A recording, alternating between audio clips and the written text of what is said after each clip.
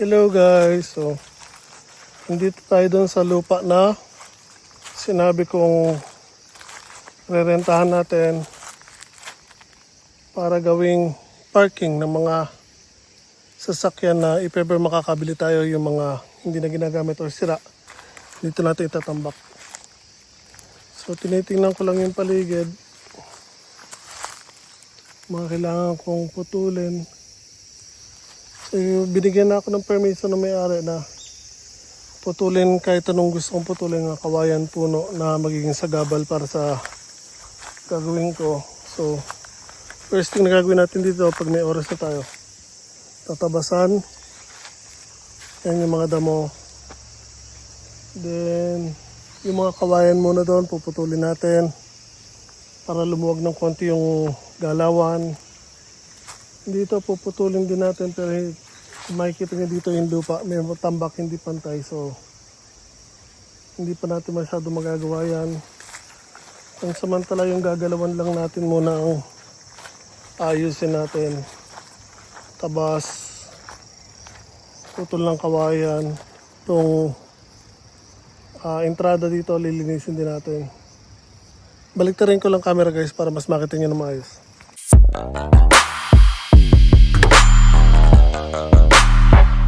So yun ang sinasabi ko, kailangan lang linisin itong mga kawayan, mga damo, kawayan dito. So ang problema ko lang dito, which is hindi naman ako inuobliga na linisin ko dahil hindi naman aking basura yan.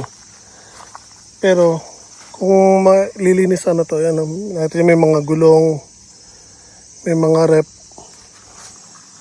ang daming basura. So yung dating umuupa dito, nangolekta ng basura bago tinambak dito.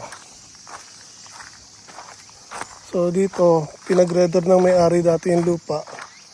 Ang problema, tinambak niya lang ng tinambak dito. So, nakapile ngayon doon ng lupa, tsaka yung mga bato. Yan ang pinabunot yung mga dating kawayan. Kaso siyempre nagsibulan ulit yan. Tapos naging sagabal. So later, unti-unti natin puputulin yung mga kawayan, mga kahoy. Kung pwede tayo magsunog-susunogin natin ng basura. So magdadala tayo ng drum dito para pwede tayo magsunog ng mga kawayan. Again, lahat doon ng gusto kong putulin, pwedeng putulin. So okay lang. Ito baka hindi ko ito putulin. Ano to? Sansyo. Parang paminta ng Japan. So ito yung sinasabi kong lumang bahay. Pwede ko daw gamitin. Ito meron pa monooki. Pwedeng gamitin yan.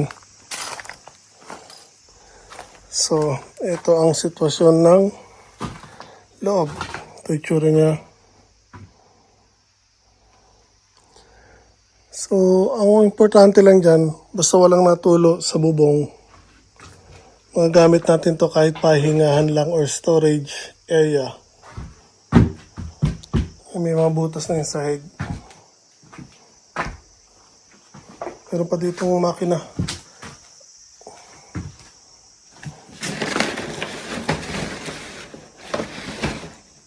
Yung makina kaya to. May motor. Blower pala yan.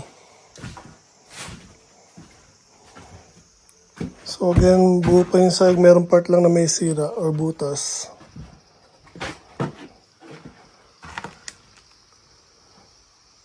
So kung makikita niyo maraming basura, pero ang kailangan natin ay yung space na magagamit.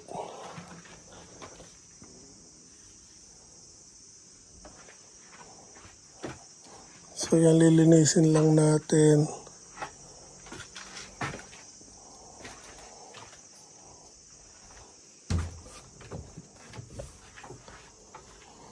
Dami pang basura dito. May mga gulong pa.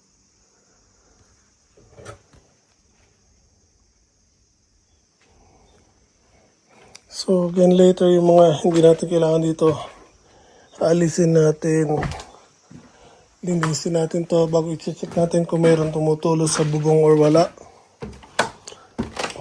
Kung meron man, ayusin natin para hindi patuloy na masira tong bahay. So, kung makikita natin ang kisame, walang problema. Yan, walang tulo. So, okay siya. Pero again, mga basura, kailangan nating linisin. Tapos ito mga sirang dingding, ayusin natin.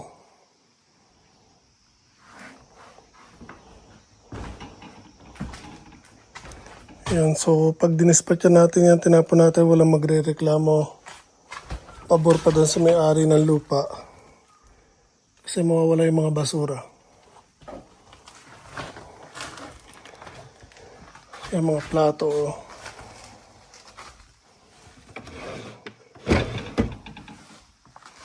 So yan guys, yan ang sitwasyon ng bahay dito. Ang kapitbahay natin. Ay, sira na yung kahoy dito. Daming basura sa baba.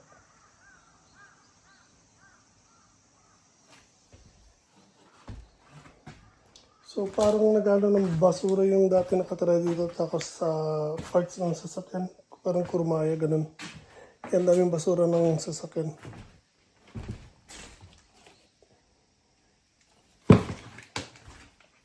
So, again, tong bahay, later natin ayusin. Ang first thing na kailangan natin ayusin is yung parking or parking area. So, kailangan muna natin linisin yung paligid na pagpaparadahan ng mga sasakyan. Then, pag may oras na, babakuran ng paligid para pag may sasakyan tayo nakaparada dito, walang basta-basta makakapasok.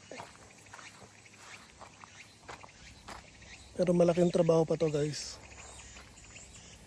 So uunti-untiin natin ang paglilinis. So far, sarado ang usapan, 5 years na gagamitin ko to. Walang ibang makakagamit ito sa loob ng 5 years. Excuse me. Nakapag sarado na kami ng usapan na may-ari. So ayusin ko lang ito pag may oras ako.